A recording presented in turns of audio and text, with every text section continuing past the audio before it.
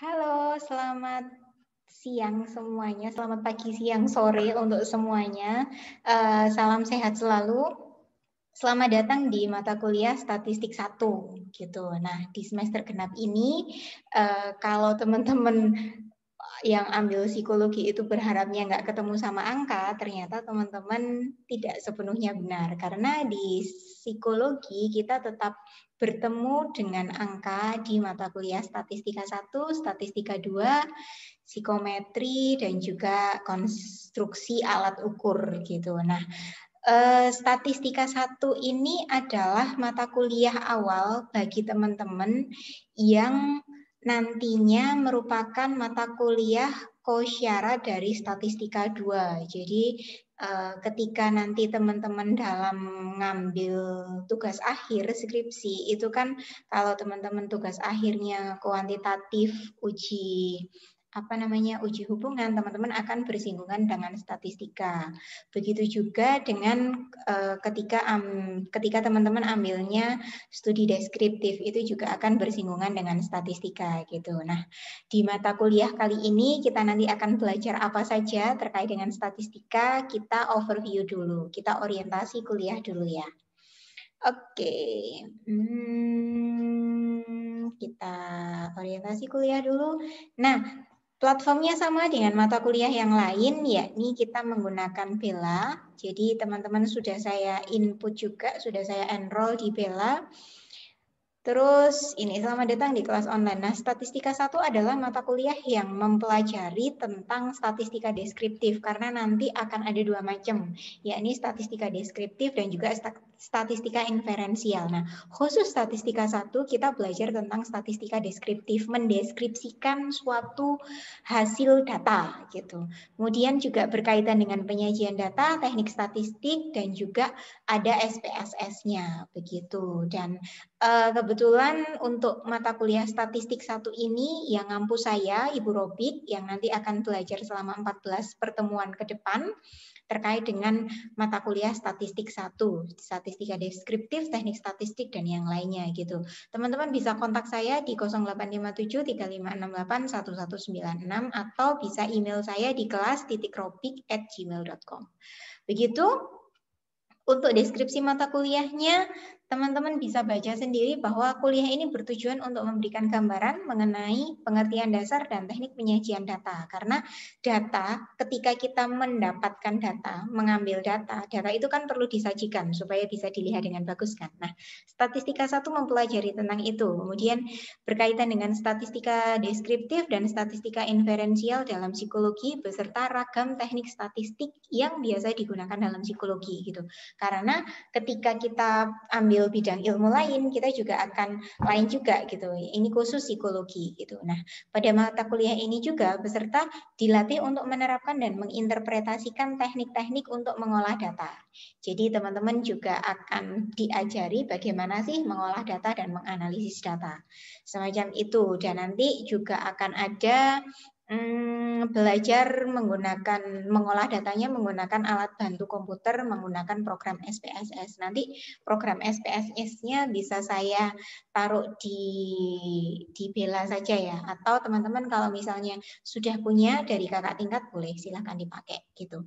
Nah, referensi bukunya bisa menggunakan buku apapun terkait dengan statistika, terutamanya keempat buku ini. Bukunya Howitt, Densey, Pallen, sama Field gitu.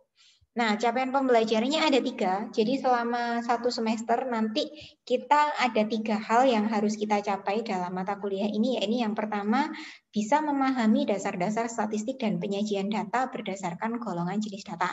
Kemudian yang kedua, bisa mengolah, menganalisa, dan menginterpretasikan serta menyajikan menggunakan teknik statistik deskriptif gitu. Jadi memang khusus Statistika 1 ini kita menggunakan penyajian datanya adalah statistika deskriptif. Nah, untuk statistika inferensial kita ada di Statistika 2, ketemu dengan saya lagi.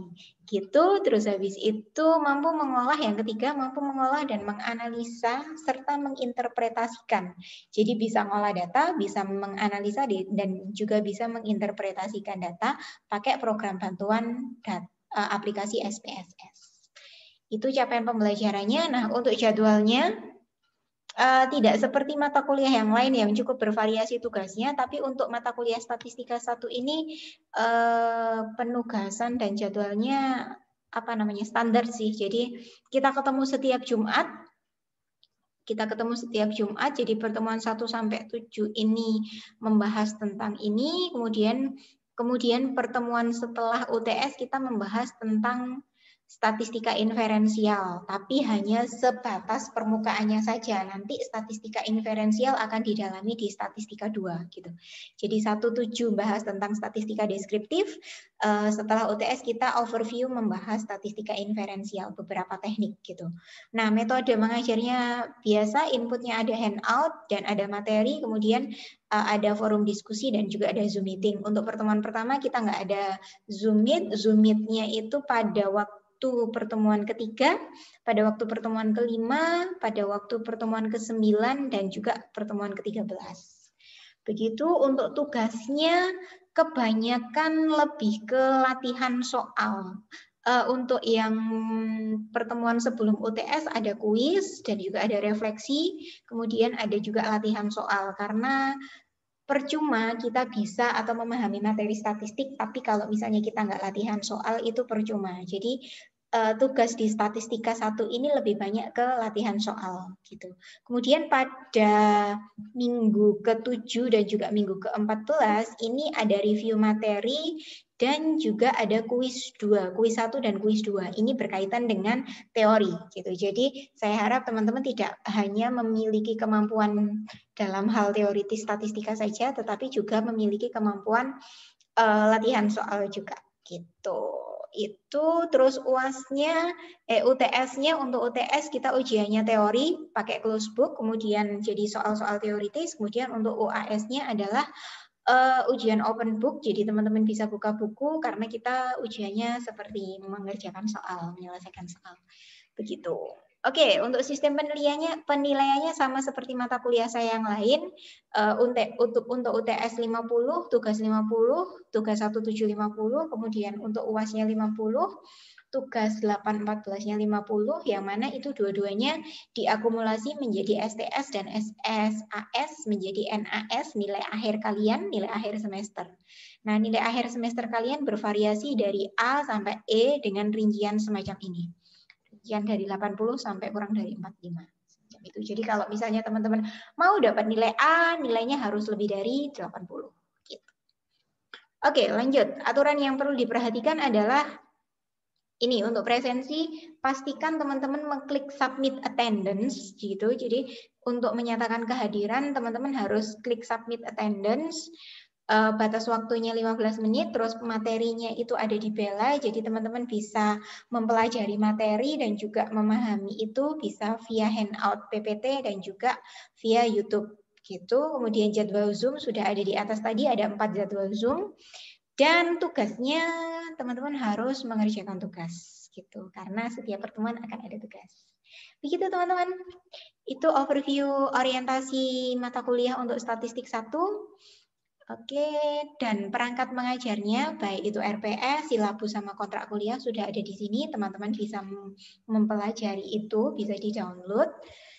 Ingat untuk ini karena seperti yang sudah teman-teman ketahui bahwa presensi memiliki bobot 10% dalam nilai. Jadi pastikan untuk klik submit attendance sehingga teman-teman dinyatakan hadir dalam kelas statistika. Gitu. Jadi ada 3 HIA, tapi yang pasti adalah submit attendance-nya. Begitu ya. Oke, terus materi pertemuan 1 kali ini. Oh, ini masih psikologi klinis. Kita coba buka di materi pertemuan 1 kali ini. Nah, untuk orientasinya saya rasa cukup sekian sih. Jadi untuk tugasnya, terus habis itu untuk deskripsi dan capaian pembelajarnya sudah begitu. Kalau misalnya ada yang ditanyakan, teman-teman bisa tanya di forum diskusi atau di grup WA. Nah, kita ke materi langsung di materi pertemuan pertama untuk mata kuliah statistika. Nah, topik of the day kita adalah pengenalan statistika dulu. Jadi kita kenalan dulu sama statistika. Jadi nggak usah berat-berat dulu, kita kenalan aja sama statistika. Untuk deadline tugasnya ada quiz post test ya, yang sifatnya segera gitu. Nah, pembahasan kita ada tiga indikator pencapaian, yakni ada pengertian dan fungsinya apa dalam psikologi, kemudian pengertian dari statistika deskriptif, dan pengertian dari variabel. Nah, itu materi yang harus kita pelajari untuk hari ini. Gitu. Nah, yang pertama, statistika. Kalau misalnya teman-teman pertama kali mendengar kata statistik itu pasti identik dengan apa? Identik dengan angka ya.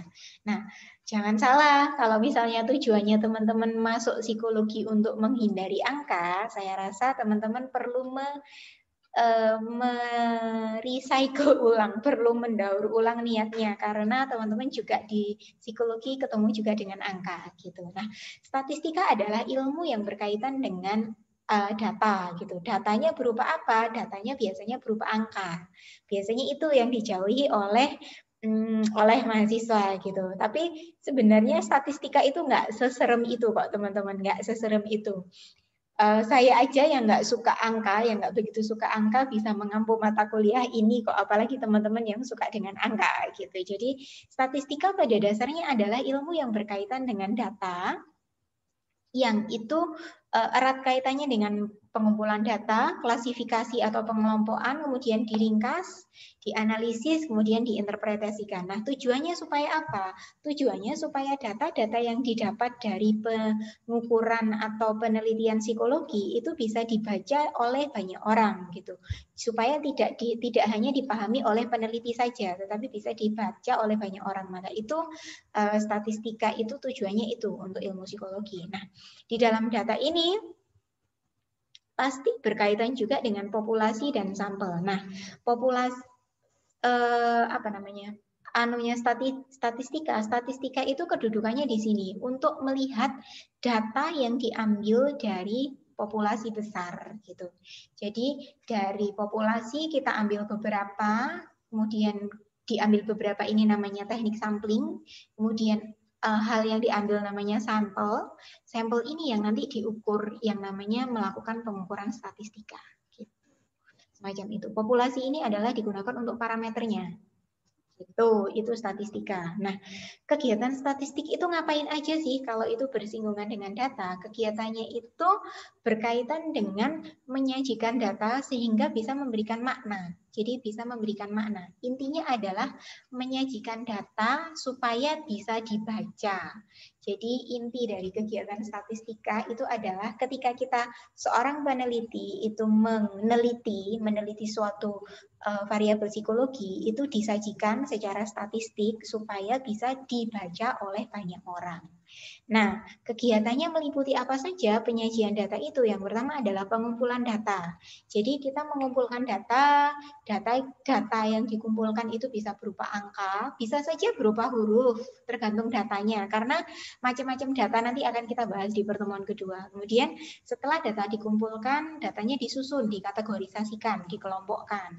Kemudian setelah itu dianalisa baru dilaporkan atau diinterpretasikan. Itu kegiatan statistik. Simpel sih, jadi cuma mengumpulkan, mengelompokkan, terus habis itu menganalisis, habis itu membaca data atau melaporkan data. Gitu saja tugasnya statistika, teman-teman. Lanjut. Fungsinya statistika dalam psikologi. Ada 6 fungsi pokok statistika dalam psikologi. Ini yang pertama adalah statistika merupakan wujud objektivitas dari psikologi. Karena apa? Psikologi, apalagi psikologinya yang psikoanalisa, itu kan ilmunya kan abstrak banget. Mengatakan bahwa manusia itu dikuasai oleh masa lalu dan sebagainya. Nah, statistika ini fungsinya sebagai wujud objektivitas karena ketika kita sifatnya psikoanalisa kan lebih cenderung sifat yang subjektif ya. Nah, dengan statistika kita bisa memandang data-data dalam psikologi, variabel-variabel dalam psikologi itu menjadi lebih objektif, menjadi lebih apa adanya, menjadi lebih bisa dipukul rata, menjadi lebih bisa digeneralisasikan, menjadi lebih bisa dipandang secara umum semacam itu. Jadi statistika berfungsi sebagai wujud kuantifikasi dan wujud objektivitas dari ilmu psikologi itu sendiri. Kemudian yang kedua, statistika berfungsi sebagai pencatatan data dalam penelitian seperti yang sudah kita bahas di slide sebelumnya bahwa statistika itu berguna untuk menyajikan data. Nah, gimana caranya menyajikan data kalau nggak dicatat? Nah, caranya mencatat ya menggunakan metode statistika gitu. Kemudian yang ketiga, dengan statistika itu bisa membantu ilmuwan psikologi untuk berpikir logis. Karena apa? Ada angkanya, ada kuantifikasi angkanya. Gitu. Kemudian yang selanjutnya, dengan statistika membuat data menjadi lebih sederhana sehingga lebih mudah diinterpretasi. Jadi menyajikan datanya jadi lebih mudah, menjadi karena ketika menjadi lebih ringkas semacam itu. Terus membantu membuat kesimpulan. Nah, dari data yang sudah diringkas ini kita bisa menyimpulkan, oh ternyata hubungannya ini sebesar berapa toh gitu.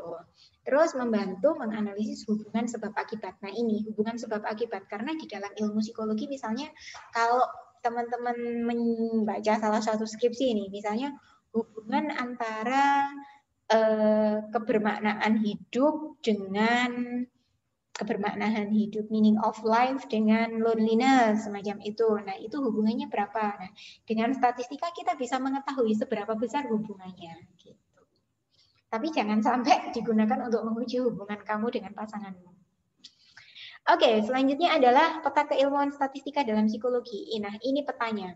Jadi peta keilmuannya adalah statistika dipisahkan menjadi dua, yakni statistika deskriptif yang nanti akan kita pelajari di pertemuan 1-7, dan statistika inferensial yang nanti kita akan kenalan setelah pertemuan ke-7. Nah, dengan statistika kita bisa mengerjakan metodologi penelitian karena kita itu tujuannya adalah untuk meneliti. Nah, kita bisa melakukan metodologi penelitian atau kita bisa kita bisa melakukan penelitian dengan metode kualitatif atau kuantitatif dengan statistika itu. Nah, kemudian setelah itu, ketika semester ini ketika kalian ngambil statistika 1, kalian juga ngambil mata kuliah pengantar metodologi penelitian. Nah, itu. Nah, setelah lulus itu teman-teman akan ambil mata kuliah psikometri. Jadi setelah lulus statistika 1 dan statistika 2 dan lulus pengantar metodologi penelitian, teman-teman akan ambil mata kuliah psikometri, kemudian penyusunan skala psikologi, kemudian konstruksi stres, kemudian skripsi gitu. Jadi goalnya di sini skripsi. Begitu. Jadi mau nggak mau kalau misalnya teman-teman mau ambil skripsi, mau lulus skripsi, teman-teman harus lulus dulu statistika 1 dan statistika 2. Yang mana itu saya yang mampu. Psikometri kemungkinan saya yang mampu juga, tapi semoga nanti bisa berganti supaya teman-teman nggak bosan sama saya. Oke, selanjutnya, elemen dasar statistika. Ada beberapa elemen dasar dalam statistika, yakni ada 3, yakni populasi, sampel, sama variabel. Populasi seperti yang sudah teman-teman tahu adalah keseluruhan dari objek yang diteliti. Contohnya adalah gini, kalau teman-teman di matematika itu kan ada himpunan ya, himpunan. Populasi ini adalah himpunan keseluruhan dari sesuatu yang nanti akan kita teliti. Contohnya adalah populasi adalah misalnya populasi siswa SMA negeri X itu populasi. Jadi keseluruhan populasi. Misalnya ada penelitian tentang ini. Hubungan antara regulasi emosi dengan prestasi akademik pada siswa di SMA X gitu. Nah, populasinya adalah siswa yang ada di SMA X itu populasi. Nah, sampel adalah sebagian dari objek yang diukur gitu. Nah, dari seluruh siswa ini diambil beberapa dari tiap kelas. Misalnya dari kelas 10 diambil 100, kelas 11 diambil 100, kelas 12 diambil 100. Nah, yang diambil 300 dari keseluruhan populasi ini namanya sampel gitu. Jadi, misalnya populasinya adalah 5.000. Populasinya adalah 500 gitu. Nah, sampelnya adalah 300 yang diambil dari sebagian populasi. Itu sampel. Kemudian variabel adalah karakteristik dari populasi yang tidak diukur. Nah, karakteristik yang diukur apa? Variabelnya apa? Variabelnya adalah kita ingin tahu apa sih? Satu, prestasi akademik tadi. Kita ingin tahu prestasi akademik dan juga kita ingin tahu regulasi emosi atau kecenderungan depresi semacam itu aja. Itu variabel. Jadi variabel adalah hal atau karakteristik yang ingin kita ketahui dari suatu populasi. Entah itu prestasi akademiknya, entah itu kecenderungan depresinya, entah itu kemampuan regulasinya, resiliensinya, well-being-nya. Nah, itu variabel namanya. Begitu. Nah, kemudian skema berpikirnya. Nah, skema berpikirnya statistik itu gimana gitu? Statistik itu adalah jembatan antara data dan kesimpulan. Kita bisa menyimpulkan sesuatu ketika kita mendapatkan data. Nah, datanya itu kita olah dengan metode statistik. Jadi, ketika kita mendapatkan data, kita olah dengan metode statistik, baru kita bisa menyimpulkan. Kemudian untuk mengetahui validitasnya, kita uji lagi, kita mendapatkan data baru, kita olah lagi dengan statistik, kita simpulkan semacam itu. Jadi muter aja, begitu teman-teman. Nah, seperti yang kita bahas tadi di depan bahwa ada dua jenis statistika, yakni statistika deskriptif dan statistika inferensial. Statistika deskriptif adalah tujuannya adalah untuk memberikan deskripsi atau menyajikan data dari suatu objek yang diamati. Contohnya adalah distribusi frekuensi, ukuran pengusatan, ada mean, median, modus, ada ukuran penyebaran, varians, standar deviasi. Nah, itu statistika deskriptif dan itu yang akan kita pelajari di pertemuan 1-7. Kemudian ada juga statistika inferensial. Statistika inferensial adalah yang gunanya untuk membuat kesimpulan dari keadaan populasi berdasarkan sampel. Jadi diambil sampelnya. Jadi ada uji hipotesis, uji asumsi, dan juga uji beda. Ini nanti yang akan kita pelajari di pertemuan ke-8 ya. Pertemuan ke-8 sampai ke-14. Nah, jenis statistikanya tadi kan ada deskriptif, ada inferensial ini. Jadi kalau alurnya di statistika deskriptif adalah kita mendapatkan kumpulan fakta berupa data, kemudian kita mendapatkan informasi, dianalisis sehingga disajikan. Itu statistika deskriptif. Nah, statistika inferensial itu adalah ini kita mendapatkan populasi, jadi kita meneliti suatu variabel dari populasi, misalnya kita meneliti variabel depresi gitu. Nah, kemudian kita ambil sebagian dari populasi itu, kemudian kita proses, kita ambil kita analisis datanya, pakai statistik juga, kemudian kita simpulkan. Nah, semacam itu. Yang mana kesimpulan ini bisa kita tarik untuk kesimpulan globalnya. Itu statistika inferensial. Jadi ada pengujian. Itu. Semacam itu. Nah, contohnya gini. Ini contohnya statistika deskriptif, teman-teman.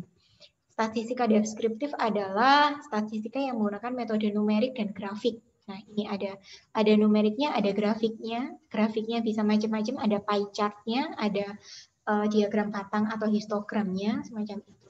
Ini adalah contohnya. Contohnya adalah kategori ini statistika deskriptif nih.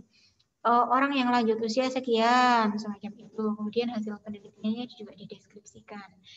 Kategorisasi tingkat kesejahteraan psikologis lansia yang melajang itu ternyata tinggi itu sekitar 68, nah semacam itu.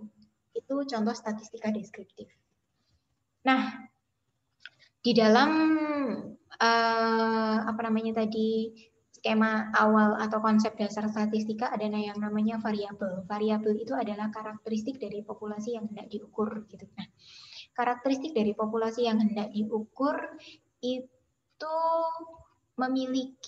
memang mengalami perubahan. Jadi ada yang nilainya itu beda-beda, nggak semuanya sama. Karena apa? Yang diukur adalah manusia. Yang mana manusia itu adalah makhluk yang dinamis gitu. Yang mana berarti variabel itu pasti juga dinamis gitu. Jadi mereka pasti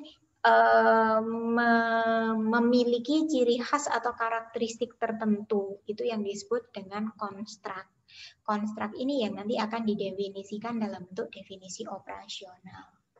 Begitu. Itu nanti akan kita dalami lebih dalam ketika kita sudah membahas tentang data dan variabel psikologis dan juga definisi operasional gitu. Nah, kemudian yang selanjutnya ada data dalam variabel. Variabel ini kan bentuknya data. Jadi definisi operasional nanti akan diperoleh dalam bentuk data.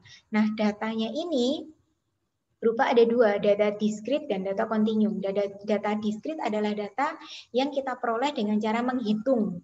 Contohnya data diskrit adalah jumlah mahasiswa, Jumlah kelas psikologi itu adalah data diskrit nominal. Kemudian data kontinum adalah data yang itu kita peroleh dengan cara mengukur. Dengan cara mengukur adalah tinggi badan rata-rata, tinggi badan kelas ini, semacam itu. Itu adalah data. Nah, ini nanti akan kita bahas lebih dalam di pertemuan kedua. Begitu. Nah, kemudian selanjutnya adalah variabel. Variabel itu ada 5 variabel, yakni ada variabel dependent atau variabel tergantung, variabel independent, variabel moderator, variabel intervening, dan variabel kontrol. Nah, variabel dependent adalah variabel yang itu merupakan efek atau hasil. Jadi contohnya adalah burnout pada karyawan ditinjau dari stres kerja. Nah, variabel dependentnya adalah hasilnya burnout ini. Macam itu hasilnya. Nah, independen adalah variabel yang mempengaruhi variabel dependen. Gitu. Misalnya gini, kita ada penelitian misalnya adalah prestasi akademik ditinjau dari kecenderungan depresi gitu ya. Nah, variabel dependennya atau variabel tergantung itu adalah hasil. Hasilnya apa yang kita teliti? Hasilnya adalah prestasi akademiknya. Gitu. Kecenderungan depresi adalah variabel independen atau variabel bebasnya. Gitu. Itu adalah variabel. Jadi, contohnya adalah prestasi akademik ditinjau dari kecenderungan depresi, atau yang lain adalah hubungan antara kecenderungan depresi dengan prestasi akademik. Gitu. Yang mana variabel dependen atau tergantungnya adalah prestasi akademik, dan variabel independen atau bebasnya adalah variabel apa tadi? Kecenderungan depresi gitu. Kemudian variabel moderator. Variabel moderator adalah variabel independen yang diteliti. Jadi variabel bebas yang kemungkinan memberikan pengaruh gitu. Itu moderator, misalnya adalah prestasi akademik ditinjau dari depresi. Ternyata ada faktor lain yang mempengaruhi, yakni regulasi emosi. Yang mana regulasi emosi ini adalah variabel moderator. Kemudian variabel intervening adalah variabel yang eksistensinya atau keberadaannya itu diduga ada tetapi tidak dapat dimanipulasi. Contohnya adalah metode training, pengaruh metode training terhadap produktivitas. Nah, kemampuan belajar atau IQ dari karyawan itu merupakan variabel intervening yang mana itu ada tetapi nggak bisa dimanipulasi. Yang mana orang bisa memanipulasi IQ gitu. Kemudian variabel kontrol adalah variabel independen yang ada tetapi mereka bisa dikontrol. Jadi bisa dikontrol. Intelijensi ini bisa dikontrolnya adalah dengan cara mengklasifikasikan yang pinter-pinter aja. Begitu. Nah, itu saja dari saya. Kalau misalnya dengan begitu yakin masih nggak suka sama statistika ini siapa, saya nggak kenal sih. Kayaknya sih ganteng ya, sudah saya upload di sini aja gitu sih. Yakin masih nggak suka sama statistika? Saya harap teman-teman menyukai statistika sehingga kita bisa belajar bareng dan bisa mengetahui lebih dalam tentang statistika sehingga kita bisa lolos ke skripsi dengan lancar jaya. Begitu saja, itu overview dan materi pertemuan 1. Kita ketemu di pertemuan kedua minggu depan tanggal 19. Kita ketemu untuk membahas statistika dan fungsinya dalam psikologi, dan juga kita membahas tentang jenis-jenis data. Jadi seperti yang sudah kita bahas di depan tadi, ada beberapa jenis data, ada nominal, ordinal, interval, rasio, kita akan belajar dengan itu, dan juga kita akan belajar tentang distribusi frekuensi. Oke, itu saja teman-teman dari saya, orientasi kuliah mata kuliah statistik 1 dan juga pertemuan 1 terkait dengan apa itu statistika dan fungsinya dalam psikologi.